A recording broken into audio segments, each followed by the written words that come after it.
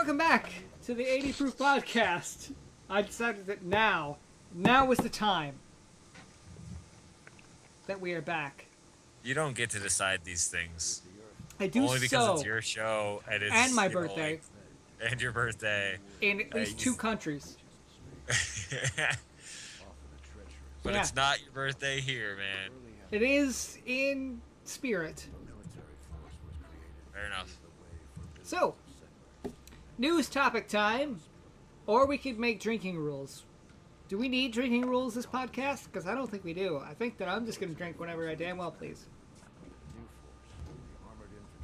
Yeah, I agree with you. Drink right goddamn now, Nick. I don't have a drink. You sack I don't have money. of shit. Fair enough. Can't we all just get along? I'm drinking water, guys, because it's still 9:20 a.m. here. Yeah, I sort of You feel don't want to bad. start with whiskey first thing in the morning? ZiggyD, dude, you know you can't drink all day if you don't start first thing in the morning. So That is He that has a true. point. I like to start at 11 a.m. at the earliest if I'm having a big day, but that's not something I do very often. Do you have a job as well as YouTube? No, YouTube kind is of my job. question is that? I freelance And- write a little bit as well. What you should do then is just drink all day every day, and just record it, and it will Do be you funny, realize- and do you you can make money realize- from that. That he has at least 10 times our subscriber count. Collectively. Well, I found that I actually had a job where you could drink while you worked, and I found that if you do drink all day while you're working, there's really no point in working because you just drink away your entire wages. That It's is really bad. easy to do that. That's even more of a concern when you're on a YouTube wage. Trust me. My YouTube channel is called 80 Proof Gaming. I sort of have to drink while I work. It's a requirement. I don't. But the long story short is that we are in host news time, where the hosts have news stories and we talk about them. That's the whole story. So, I'm going to start with myself because I'm a dick and I am very self-centered. And so thusly, I will start with my own news story, which is TimeGate, the creators of Section 8, and they sort of had a hand in Aliens Colonial Marines.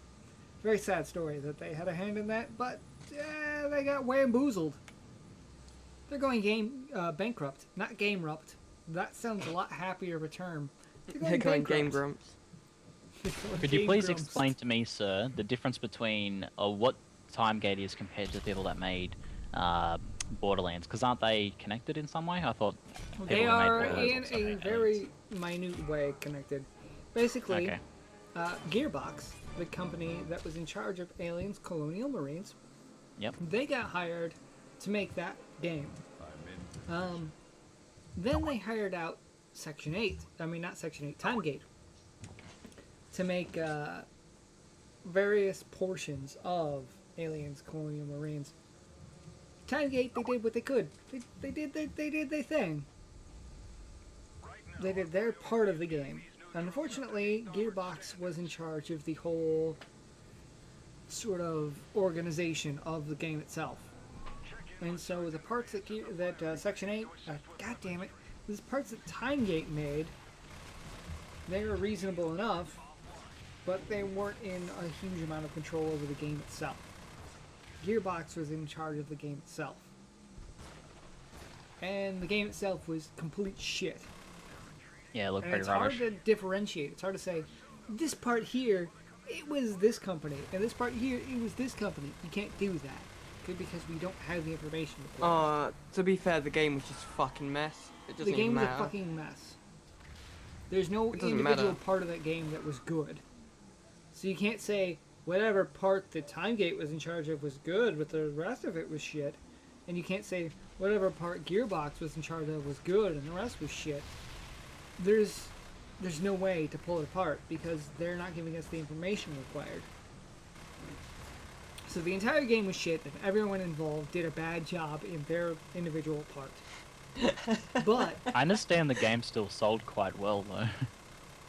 yeah, it had a lot of sales, Yeah, mostly but that's pre-orders. because that doesn't mean the game was at least in any part, excusable. No part of that game was good. There is no individual part that you can pull out of Aliens Colonial Marines and say, yeah, this part was pretty good. It had promise. Nothing. Nothing was good. Nothing had promise. Fuck anyone that says otherwise. The early press releases were very ambient, and so the ambience of the game was like was really creepy and good early on. But when the game was released, none of that ambience stayed in the game. The shit changed. All the shit that everyone said, yeah, this is pretty cool. I would like to see this game come out. None of that shit stayed in the game. Anyway, it's really sad to see Timegate go bankrupt because Section 8 was so good. The game that they were involved before Aliens Colonial Marines. So did they go bankrupt as a result of Aliens Colonial Marines or as a result of other financial issues? There's no way to say, but because Section 8 sold really poorly, you could say that it was a combination of the two, but Section 8 was actually a really good game. It was the first game that I know of that had, when you spawn in, you go into this drop pod that comes down from the sky, and you sort of get to guide the drop pod along so that you could spawn in a selection, in a place that's sort of your choosing, but it can get you killed or do you well. Yep. So it's the first game I know of that did that, but nonetheless, it was still pretty shitty. It didn't sell well. I loved that game, but it still didn't sell well, is the point. So both games they produced up to this point sold poorly, even though Aliens Colonial Marines sold reasonably, but it has such a poor reception that they can't get another job at this point. So they're filing for bankruptcy. That does not mean that the company is gone. It means that all of their stocks are up for being purchased. And so they're no longer in control of their future decisions. Do they have any other like IPs or anything they're working on that would go over to people who bought stocks and stuff besides Timegate, I guess? Section 8. Section 8. Section 8 is pretty much all that they've got, and it's not really a valuable piece of IP. To be perfectly honest, even though I loved it, it doesn't mean that it's of any value. Well then, if you're looking for some cheap game stocks, then maybe Timegate might be one to try and buy out if you happen to be sitting Me and on Nick, man, we're gonna buy it. We're gonna buy Section 8. We're gonna buy it. And we're gonna make the new game. It's gonna be a cross between The Legend of Zelda and Devil May Cry. It's Wind Waker and Devil May Cry put together. That's it. Yeah. Rake in the cash. Rake it all in. Did we both have exactly the same idea? Yes, we did. Just simultaneously blurt out The Legend of Zelda and Devil May Cry. That's why we're friends, man. That's why we're friends. Also, I love Wind Waker is bullshit. Wind Waker is the worst game in history. No one liked Wind Waker. Kitty graphics. I'm really trying to get a rise out of Nick, and it's not working. I was gonna say, like, why? Why is it the worst game? He was gonna be perfectly reasonable. You suck, dude. Not getting angry. How dare you? That you like that game? I'm confused. I actually really do.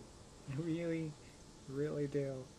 But if I ever decided that I didn't, then you would be really confused. I would. But I can't convince myself enough to make it a believable lie. I don't think I could ever pull that off. 'Cause I love that game. Aaron, have you ever decided what your story was? Because we've totally killed the shit out of Section 8 Timegate going bankrupt. Yes, you had. I was kind of, waiting for my turn there. You have no turn. Yeah, so, back, I think it was 2 months ago, we talked about this game called Defiance that was tied to a TV show. We were kind of excited.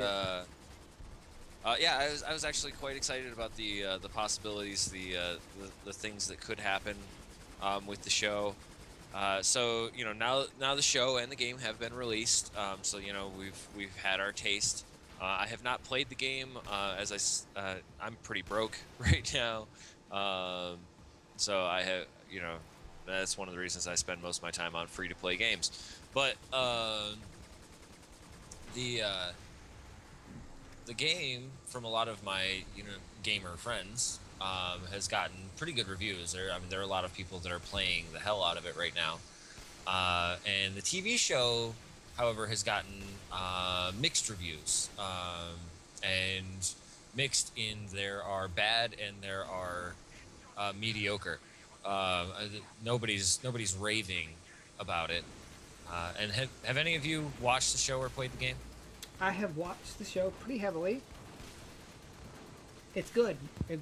It's a good show. I mean, like, at first, at the beginning of the first episode, I thought it was like really mediocre, like really the epitome of what a mediocre TV show was. And then all of a sudden, near the end of the first episode, I saw what was going to happen with the show in the future. And I know Aaron has seen Eureka. Have any of the rest of you seen Eureka? Nobody. No. Nobody's seen Chirping crickets. Eureka. It's basically like, okay, there's a lead character that is the sheriff of a town, of an exceptional town, a town that has all the really intelligent people in it. Is this called a town called Eureka, or is it called Eureka? The town is called Eureka, I think it might be So, called a also town called Eureka. Eureka over here. and the I've- show is called Eureka. Town. It might have a different name And it's in on the Sci-Fi. UK. So basically, this Go ahead. show is the same story. The show is there's a sheriff, and he is of a town called Eureka, and the town is exceptional. And he is Joe Everyman. The sheriff is Joe Everyman that uses Joe Everyman logic to solve the problems of an exceptional town's problems. And once I realized that that was what they were aiming at, I loved the show. It took a really long time to establish the characters and to say this is what's going on, but once I figured it out, I loved it. And I think this show is going to be a similar story. And I actually really love the show at this point. Yeah, the reviews that I've seen on the show, the things that I've read on it, they've all been, I mean, pretty much everybody that is reviewed the show, they were looking for something else when they watched the show. They were looking for Firefly. They were looking for Battlestar Battlestar Galactica. Galactica. Yeah. And what we got was literally the big thing about Eureka is not really it's not really the town. It's not really the setting. The setting allows us to learn about these characters, and the setting is really interesting in Eureka. The setting is also very interesting in Defiance. I like the comparison between the two. It's really about these characters. What I've watched of the show is I go, okay, they really put effort into creating this setting and creating these characters, and what they're letting us do is get to know these characters in this really kind of fantastic setting. What I am excited for, I was a little like, I didn't know how they were going to have the interaction work between the TV show and the video game. They said that they were going to interact, but we didn't know, like exactly how that was going to play out. They recorded the entire first season before anything was released. So first season was done. There will be no, so what will happen is, I guess, this first season is going to have, there's going to be some stuff that happens as we watch through the episodes, and that might affect the game. And then decisions that you make in the game as this plays out, they are recording second season right now. So events that are happening in the game now will probably affect stuff that we'll see in second season. So it's pretty cool. Something interesting to me. Yeah, they are recording a second season, so we do know that is continuing at this point.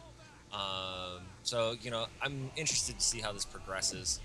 It's not much of a story there. It's just kind of like, how we talked about it earlier, I figured we should bring it back up now that it is actually a thing. It's not going to be important until second season.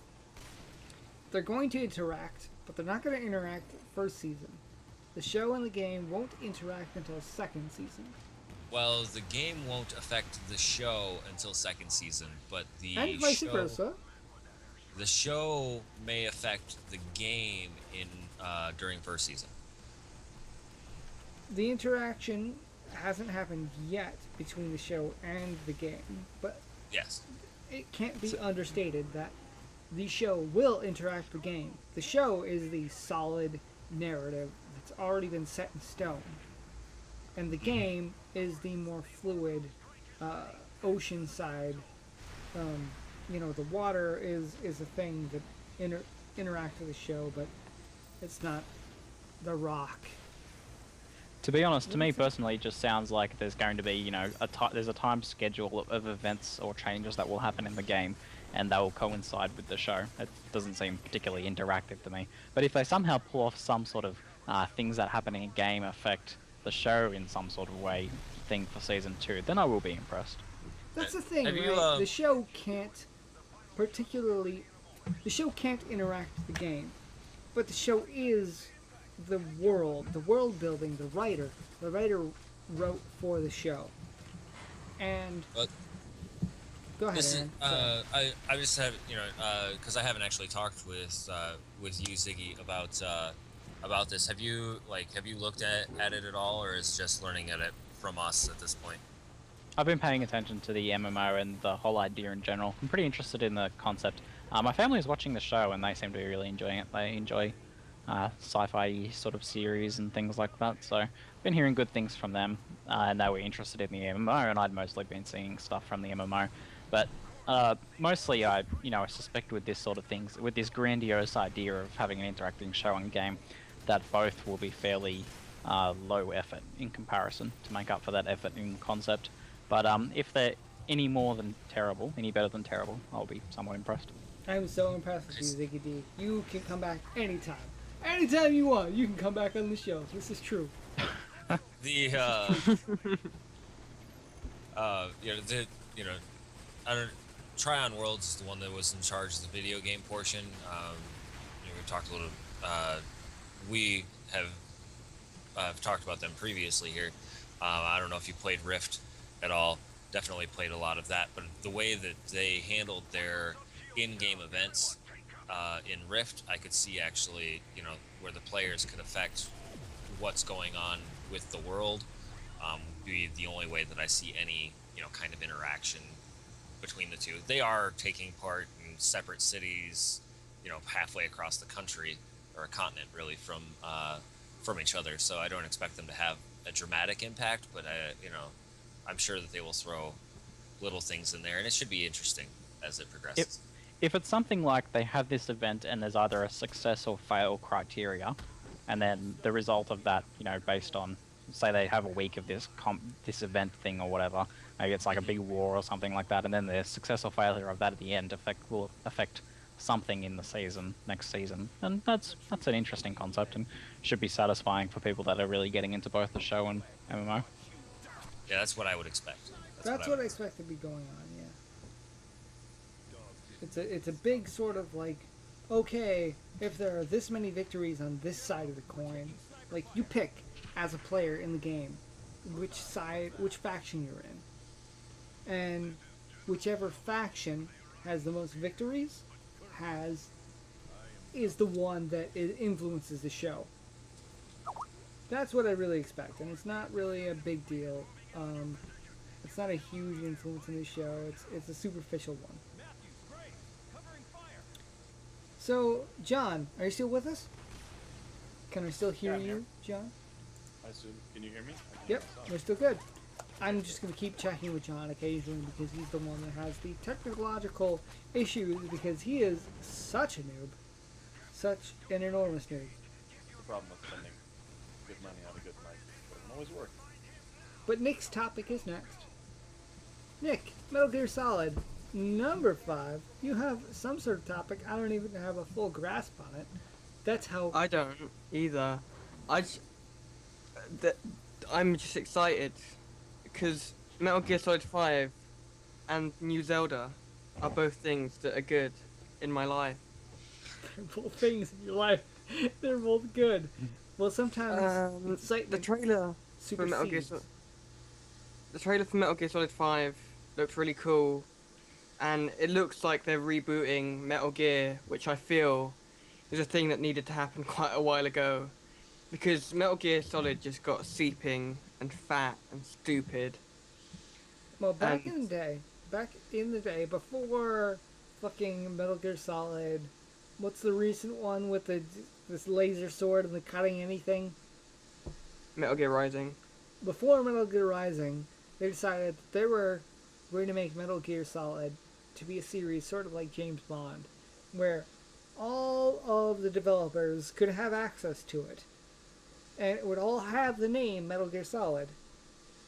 But it would be independent of Metal Gear Solid in that a different developer was making it. Which is interesting to me and terrifying to me, because Metal Gear Solid is a completely... It's a game that in all of its iteration has been inspirational to game designers and people in the game design industry. So if somebody makes it and they make it all of a sudden shit, it's going to be devastating. It's going to hurt me in my heart place. That was the thing, like Kojima only wanted to make 2 Metal Gear Solid games. He wanted to make 1 and 2, and he wanted 2 to be the end. And then they were like, no, we need to make more, because Konami was like, this is making money, why would we stop making it? So he was like, yeah, whatever, just let the dev team make it without me. And it was a huge disaster, and he was like, nah, fuck this. So, so that's what Metal Gear 3 was. It was like a completely different story, which was a prequel and all that stuff. And then 4 was like, Snake is an old man, and he's got like a year to live, and he's gonna die within a few weeks of the end of the mission that you're on, and all this crap. Because he wanted to end the story.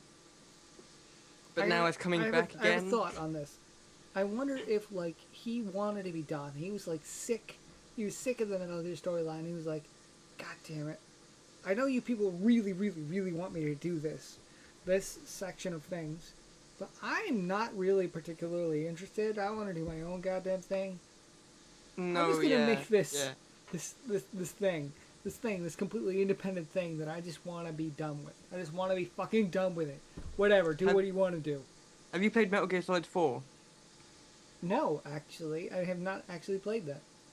Well, the whole thing is like, it's really pandery, and there's like loads of fan service and crap, and like, it's just like tying off and like cutting all the loose ends of all characters, and like all of the well-loved characters either die or like can't continue on in the story and crap.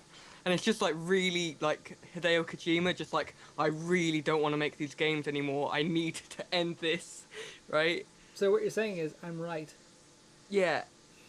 But I am always right. It's always true. All of the But the topics new on the one- podcast. The new Metal Gear just looks so cool.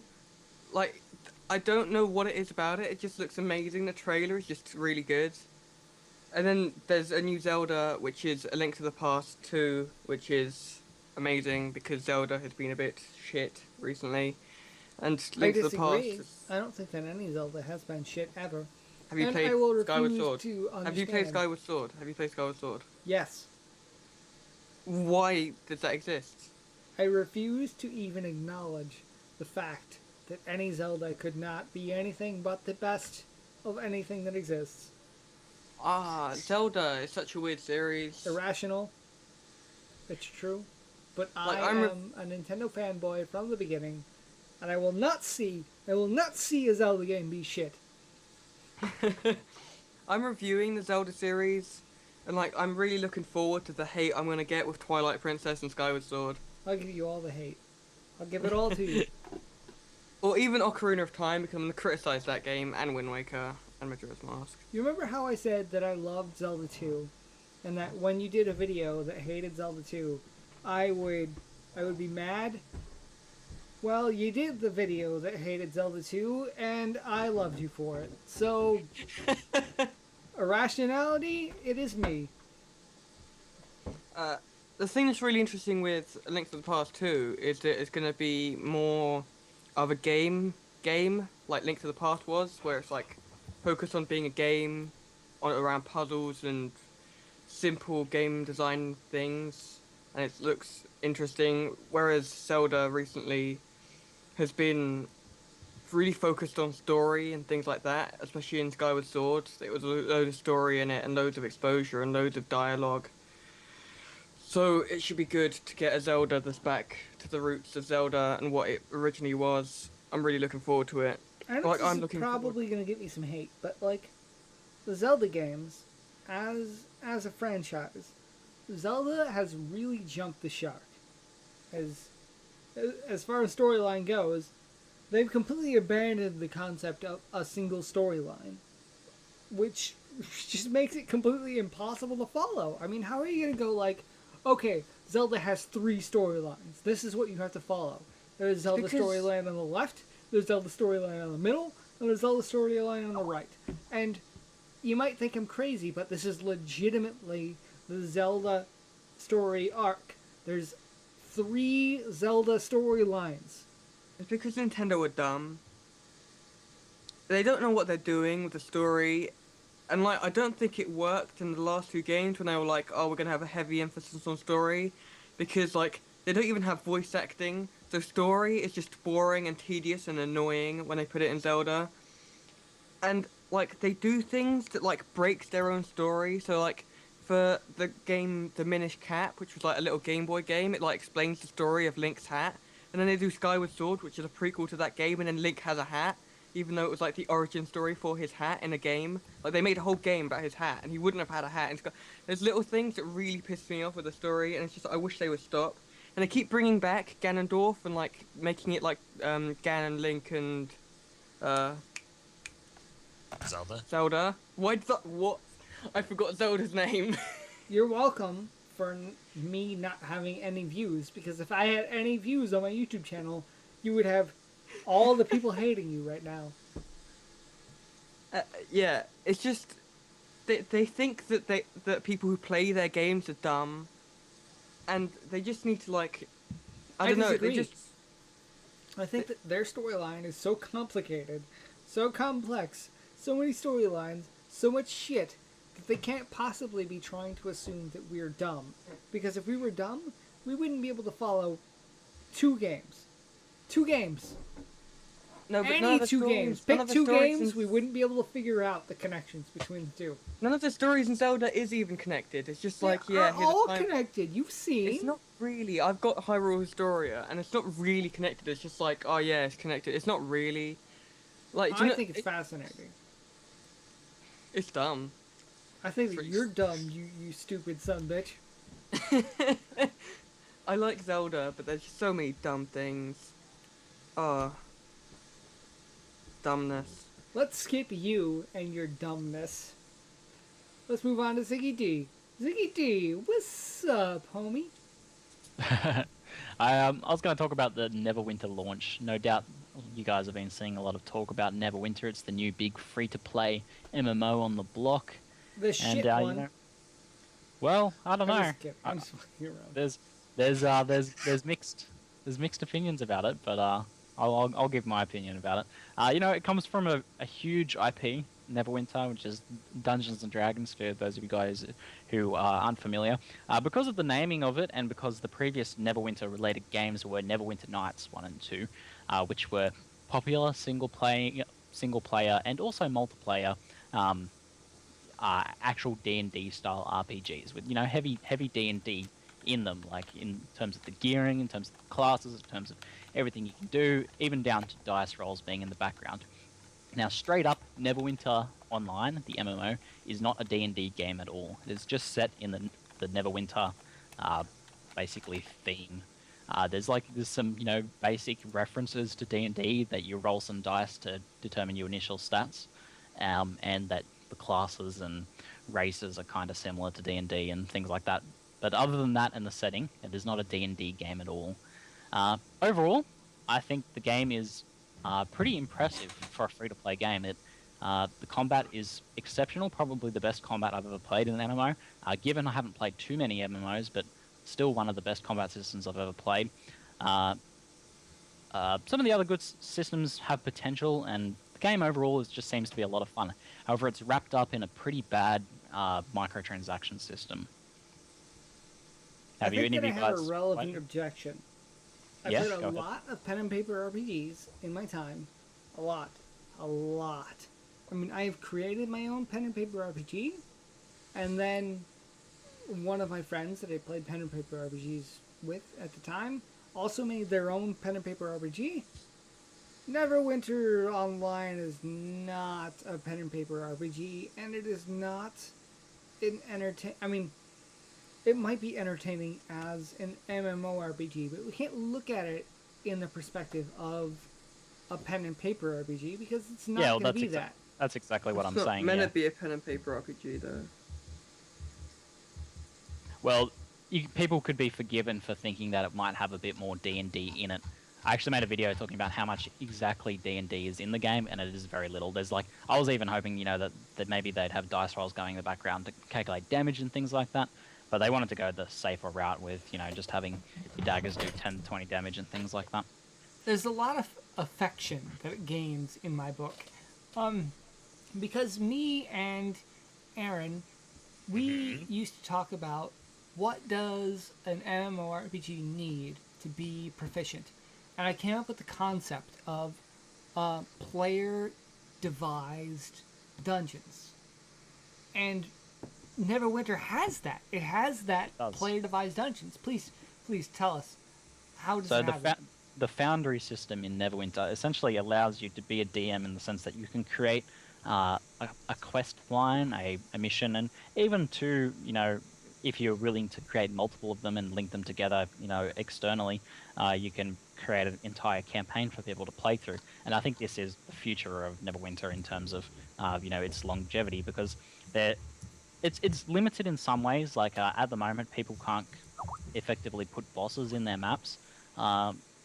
They can't control what drops, how much experience things give, all that jazz, because can actually earn in-game experience and currency and everything and items through the Foundry system. So they've decided to go that route and instead to let people balance it. I possibly think that a better route would be to completely remove it from your main character progression, I guess, but to either have a separate sort of character progression, allow people to play it, or just have no bearing on the game, so the balance is an issue, or just eschew balance completely. I mean, it's an MMO. Who cares about balance, really? Just have it be this system that you can go in and play these awesome epic adventures that people have created, with a party. Here's the concept that I came up with. It's a little complicated, but I think it could work for an MMORPG. What you do is, you put all of the gear that you've come up with, all the gear that you've farmed up in all these dungeons or whatever, and you put it in your guild storage. Now, the only reason that you have this extra storage is because it is the guild storage. And the way this guild storage is vulnerable. You have to have this guild storage, design a dungeon that leads to it. The only way you have extra storage is to design a dungeon that leads to it. And to make a dungeon, it has a certain number of mob points in the room that it's in. You have to spend this number of points. And to spend this number of points, you put NPCs into the room that has the storage. And it's a somewhat ludicrous amount.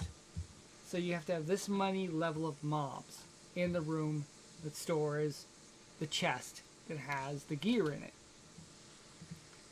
So basically you have to have a dungeon. You have to wind up designing a dungeon that defends the gear that your guild has created.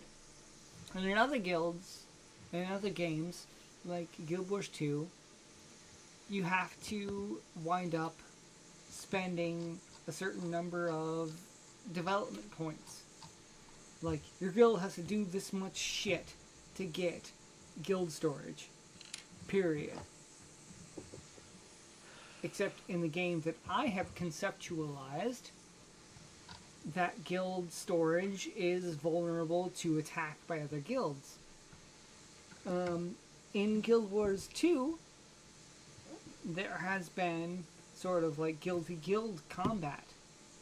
So, first, in order to get access to the guild storage of other guilds, you have to win a guild v guild match. So you fucking fight the other guild, and then you've won against the other guild. Congratulations! This shit has already been established. Then, once you've won the other guild, that gives you access to the other guild's instance, which they have designed with in-game guild v guild. It's hard to define, but there have been games that have made it so that you could make dungeons. So you make your dungeon as a guild. Then you have to lose a guild v guild combat before the other guild has access to your guild v guild dungeon. Then they have to win that to get access to your guild v guild storage. And then once they have won it, they have a random chance to get a completely random item in the guild v guild storage that you've set as your guild to it's like a regular dungeon reward. And a lot of games have made it so that, like, their weakness as a game is that they don't have a lot of end game. Well, if it is to the point where your guild storage is what is your end game, so the other guild beats your guild and they get access to your guild v guild storage, it's the best gear in the game, basically, because that's the storage. That's what you want to put in there, right? Well, sounds involved but fun. I could see something like that happening in the future. It's ridiculously technical, and it makes it so that there's infinite end game. I have So, no idea what you just said. I was trying to follow, but I was just like, what is this? It's so hard to describe. It's so hard to describe. It's a concept that would make it so that there's infinite end game for any MMORPG. And Aaron and I have thought about it. Aaron? Although, Weasel, you've obviously been drinking. It's really hard to describe when you've been drinking. As you should. The concept is that they get a random, they get basically random drops out of, what you have in there. Also, the potential there, too, is if your guild can, build, these good dungeons or whatever, the game, the GMs of the game could be like, hey, here's a piece of loot you can stick in there, to get people to come and play, or things like that. They, some of the top guilds with some of these crazy dungeons that they've made, they could reward their players for spending all this time basically creating content for them, with fun stuff, that they can use to to get other players to come and play through their stuff, and it makes it. It's an interesting concept. We really do need to spend some time and just write it down one of these days, and so it can actually be tweaked out. So present it to somebody, because I don't care if somebody wants to take and rip that idea off, and put it into their game. I'd be happy to see it, and anxious to play it. I really don't care if they pay me for it. But yeah, no, I'm also excited about this, about Neverwinters, just because it'll be interesting to look at. I probably won't play it myself, but I will probably watch a lot of any of the videos that pop up. It's the You did mention platform. Ziggy, the micro transactions things. You said it wasn't. You did not like the model for that. Was that correct? It's not great. Perfect Worlds, you guys probably know from a bunch of other MMOs, and their microtransaction system is known for being pretty very wrapped into the game at every possible opportunity, and that is the case with Neverwinter. Overall, at the very technical level, it's completely free to play. You can experience 100% of the content. It's very, very technically not pay to win, because everything can be achieved through normal gameplay. However, the potential for that to happen with certain things, especially the biggest. Okay, so the things people are complaining about and noticing right now, early on, since it's only been a week since launch, are things like bag space is limited by microtransactions essentially. Your bank space is limited by microtransactions. You can't respec without microtransactions. Your mounts and stuff, you can get a basic mount, but to upgrade your mounts, you need to go through the microtransaction system in a realistic sense. Otherwise, spending a lot of time to just get one of those things. But the end game one that I think is going to become more known in the future is that there's this rune system for your gear and armor, and these are very powerful runes. And as you're leveling, you combine basic versions of these runes, and you have like a 95% chance to combine them successfully. However, at endgame, these runes have a 1% chance to combine successfully, and these are like, you finish a dungeon, you get one rune drop or something like that, and you combine 4 of them to get the next tier of it. Now, 1% chance each time you try and combine that, and you have to combine it 4 times, is like, effectively nothing. No chance of ever getting that as a free-to-play player. But through the microtransaction systems, you can purchase these wards that allow you 100% success rate at these, and overall to get like one fully combined rune for end game gear is $160. So the people willing to put out a couple instances of $160 can take these runes into PvP and be undefeatable. So PvP will be broken in the future, no doubt, in the game.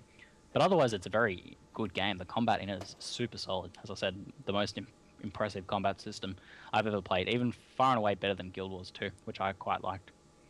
I have a huge problem with that, though. What's I really that? do. Which the part? idea of I play these games, right, with no money. And I feel guilty about it, playing games that are free to play, but spending no money and trying to be as good as the other people, and I don't feel completely good about that. Like, the people who pay money to the developers, the people who say, here you are relevant, I think that you should get some money. I feel like you should have what you've put into it. You should It does get that belittle back. your achievement. It belittles your achievement as someone who puts the time in, really. Right, like, I put the money in, I put the time in, I don't put any actual money. I put no money in, and I put the time in. As a player of that perspective, I feel like I'm just gypping the developer. I'm like, oh, you've gone ahead and you've spent months and months of your time to make this game for me. Me, this person who spends no money on you. But I still go ahead and I don't spend any money. I feel like an ass. I feel like a dick. I feel like I am gypping those people who deserve my money. So that's a valid counter argument to say that the people that are willing to pay should have things that they can pay for to be able to pay for the people that just are mooching off the developers by playing for free. But however, I think there's so much potential in this sort of game for those microtransactions to just be purely cosmetic, and we have good examples of this in other games. Like Path of Exile is a fantastic example of successful purely cosmetic microtransaction system, especially in a D&D game where people want to get together in their groups. They want to all look individual. The game itself actually doesn't have too much visual customization of players in the game yet. So having like just a huge market of like different clothing, different town clothing, different looks and expressions, so you have this really custom-made avatar like you would if you were playing tabletop RPG. So you can get together with your guild and you can even role play it out and stuff like that. I think people would be able to spend tons of money on that without ever feeling guilty like they're paying for an advantage or things like that. But just Perfect World seem to really enjoy offering as much advantage as they can while still technically not being paid to win. So these people who make these games out of the generosity of their own hearts. They make it because they fucking love these games. Path of Exile is a great example because they're just, if they wanted to make money, they would do it a completely different way than they've done it. John, you still here? No. Great. It doesn't seem like he is. Can you hear my mic now? Yeah. Yeah, there he is. There we go. So Yay.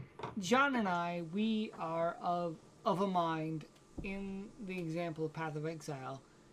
If you were wanting to make money off of Path of Exile, you would do it in a totally different way. but they're doing it in the way they are because they have a love for action RPGs.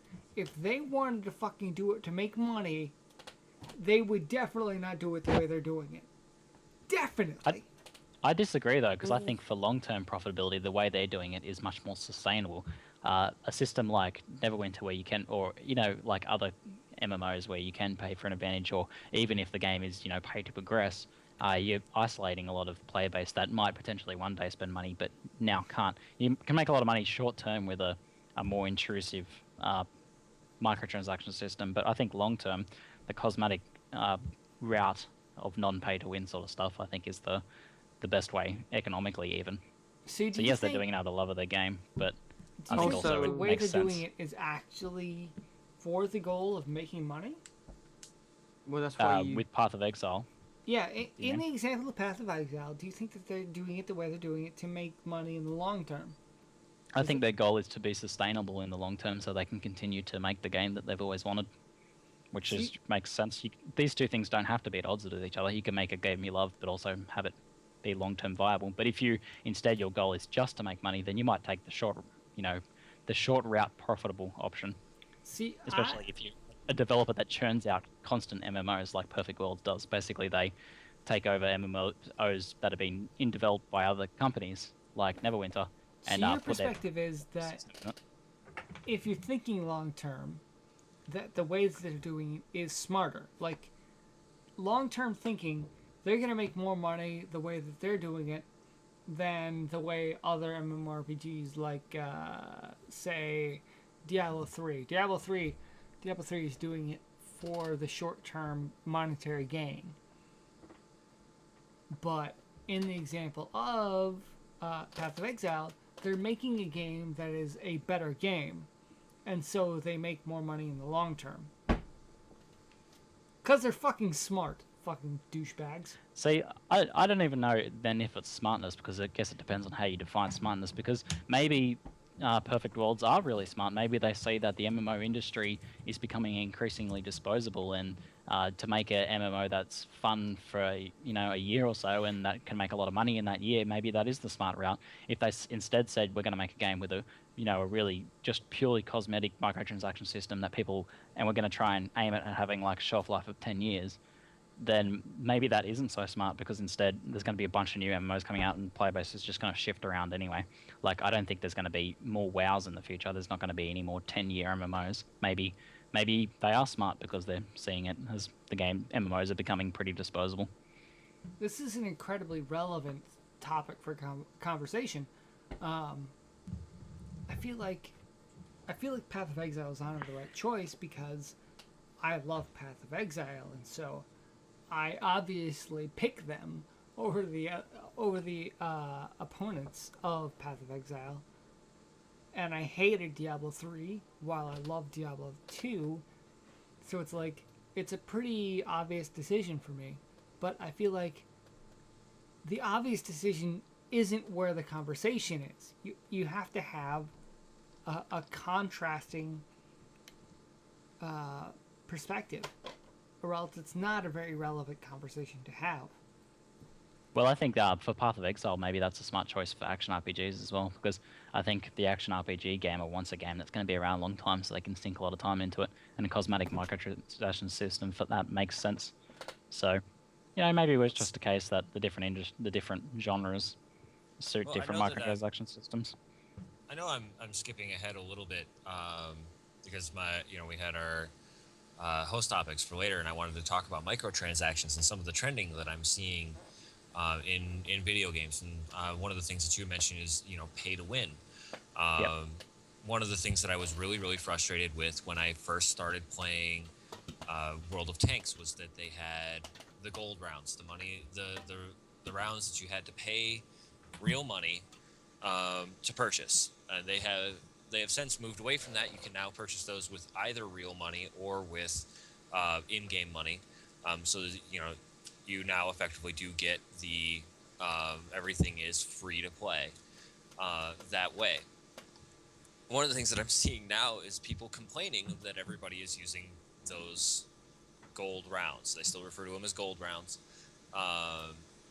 But because now you don't have to pay to win, but you can still use those rounds, and that's breaking, unbalancing the game, that kind of thing. But the point that I wanted to talk about was that they had that pay to win mechanic in there. They've made the decision I think is the right decision and removed that from their game. But the model that they have, one of the things that I think is great about the World of Tanks, as far as longevity goes, is that they will continue to make money because people will pay for that. They'll pay for the premium tanks. They'll, the premium accounts and things like that. They have things in there that people will pay for, but it's also a game that they can continually change over time. And if they need to completely re-update their system eventually, they can do that.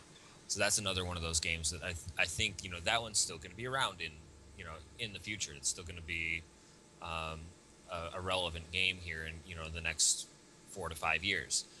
The MMOs, though, I mean, how many have we seen come and go in the last year and a half? Year and a half in particular. So many have come up and just disappeared. Rift, that other game that I don't like to talk about, the Old Republic, came in, was the traditional model of monthly subscription, and now they've changed over to the free-to-play microtransaction model. I haven't even looked at it. I refuse to because they pissed me off so bad when they did all of that. But what do you guys think is going to be the more prevalent system? Are we even ever going to see another monthly subscription MMO, or is that model done? It's gonna come back. It's gonna be a thing that exists forever. People are gonna want to be a monthly. They're gonna start as, I'd like to be a thing that people pay once a month for. I would love to be so fantastically good that people want to pay every single month to keep access to my content. I think it'll have to be something completely unique for that to happen again, for it to be, the monthly payment model success that World of Warcraft had. So I'm thinking very, very future generation sort of gaming.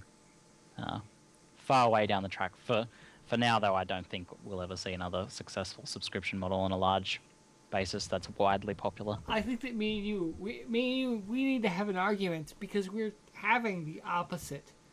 It's completely the contrary perspective. I think that to have an agreement, me and you, we gotta fight with our fists. Everything resorts to violence with him, by the way, so... Everything has to be violence, yes. Can I suggest something, Nathan? Isn't he drinking like whiskey? That's fight juice. Is that, if you want to argue with somebody, you should probably be sober when you do, because otherwise you just look like an idiot. Fuck you! I'm completely sober and coherent, so... but no, I'll still win. But I want to answer the original question with a question, because I'm a jerk like that. I like that, actually. So, the question I'd like to pose to you is that whether this, increasing trend towards free-to-play with microtransaction systems, especially the quick buck style microtransaction system where you're getting the pay-to-win stuff, you pay big money for the stuff initially, look impressive for a few months, and then move to another MMO. Is that a response to the industry, or is the industry responding to that? So are people, is developers' greed getting the better of them and they're trying to make a quick buck, and then people are disposing of the MMOs after they realize they have no end game? Or are people wanting constantly the new thing, just like they are in other game genres, I guess? And so the developers instead say, well, we can't go, the old model now doesn't work, we need to try and make a quick buck. Here's the That's the question. question. Are you necessarily disagreeing with me? Well, one of the things that is out there, one of the things that I think is being missed is that there are multiple different types of gamers. And what I like, especially, me with games, I come into a game, I really like it, and then they start changing the game because it only attracted my style of gamer, or or that kind of close. And so they were like, okay, well, we need to get this other group to come play our game. And so they change the game and they run me off and they get the other group. And then they're like, oh, well, we need to increase our player base, so we got to change it again to get these people. And they run that group off to get that other group. It's the same thing with the microtransactions. Like, there are the people out there who, like me, it's like, okay, you've made a game that I like. I will do a couple of microtransactions to make it fit, like to, kind of give you money, support you, and I get this little cool thing that you offered me that really doesn't change the game. It just changes my experience a little bit. And that's how I am with microtransactions. That's how I interact with the game. And then they're like, oh no, we want the guys that are, going to spend more money. They're going to, do the pay to win. So they tweak, they add something, and then they run me off. There are those types of gamers, and and honestly, I think there's probably a lot more money to be made off of them. But that's one of the big things. They really just need to go, okay, this is the gamer that we want. This is the kind of community that we want, and stick with and go with that, and not wish-wash back and forth, which is what I'm seeing. Is they're like, oh, do we want to be this way or do we want to be this way? Because we want to try and get both groups into the same game. You're not going to get them to play together. We don't like the other people. They don't like us. We don't like them. Care Bears don't like the hardcore. This is the lesson that I'm hearing. Does that make sense?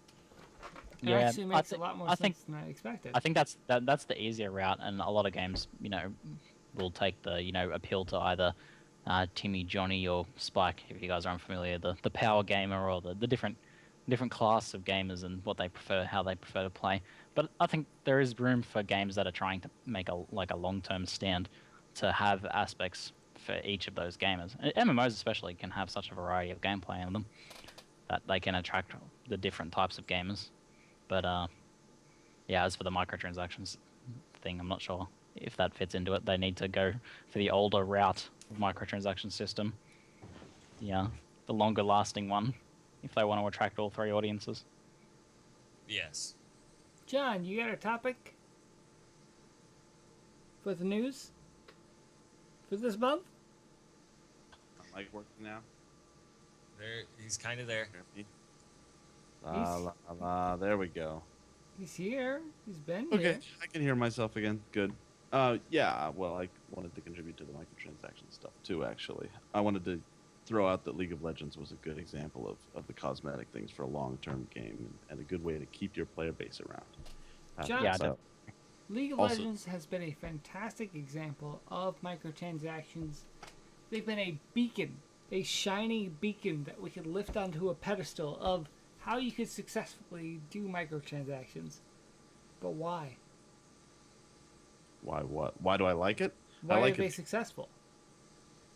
Well, they have a good game that lasts a long time, and they're not obtrusive. That's true. They don't put up a fucking icon on your screen. They don't say, hey, error message. Here's a message to you. Hey, guess what? If you want to support us, you could go ahead and you could give us money. They don't do that. But you know they're there. They know at any given time, you know as a player of League of Legends, if I wanted to go ahead and spend some money, it would be there. It's there in the background. I could look prettier than the other guy. More voice acting, all the things.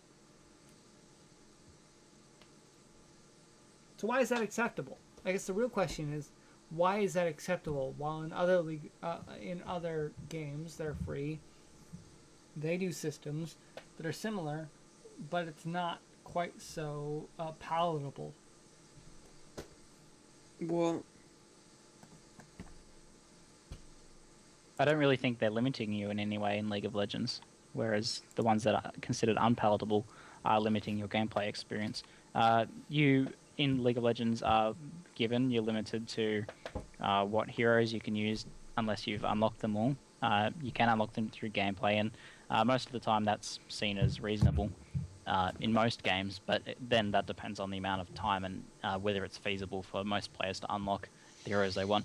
That's the thing. With those, If with- you want to with- pick a specific hero in League of Legends, you're like, okay, I really, really like Anivia. Ah, she gets me off with her fucking ice phoenixy goodness. She doesn't die. She dies, but she comes right the fuck back. I really want to be Anivia. So you're like, okay, fuck it. I'm going to unlock Anivia. It takes, okay, say, 3,600. I don't know really how much she costs. John, do you know how much she costs? It's a certain John. amount. It's a very specific amount. At the very most, it's 6,300. That's the most any individual champion costs. So you play that many games. In a game, you might get, say, 3,000 some odd, or 300 and some odd IP in a game for first win. That means that's at the most 10 days worth of playing one game per day to unlock it. That's completely feasible for any individual person. 10 Yeah, days that's to it. unlock one character is super easy for any individual character. That's the thing. When you play a game, you pick a thing that you want. You pick this one thing that you want. 10 days worth of effort for one thing that you really want isn't particularly difficult. And that's the difference, in my opinion. John, help me out here. What do you think? John's mic isn't working. Stop John asking is for a it. son of a bitch. I will fight him. Me and him. I'm We'll sorry, box. John. I'm boxing him presently. He lost. I beat the shit out of him and I won. All right, so I think we've covered in enough depth the microtransaction thing for now. It's a huge topic, but that was a lot of depth. In a That's really pretty good. unstructured way. Pretty good. I feel good. We covered every topic in like a really like weird way. And it was all good. All It's of the beautiful. ways in which we covered a topic were fantastic. In the perspective of Nathan Philip Oslenski. How did we get onto that? That was never winter. I don't know, man. We're the best. yeah, well, we transitioned into Aaron's topic of RMT and free-to-play models, which is nice. It's always nice to transition. So break time. We're going to go do the things that we have to do during breaks. And then we'll be back for host topics in approximately an amount of minutes.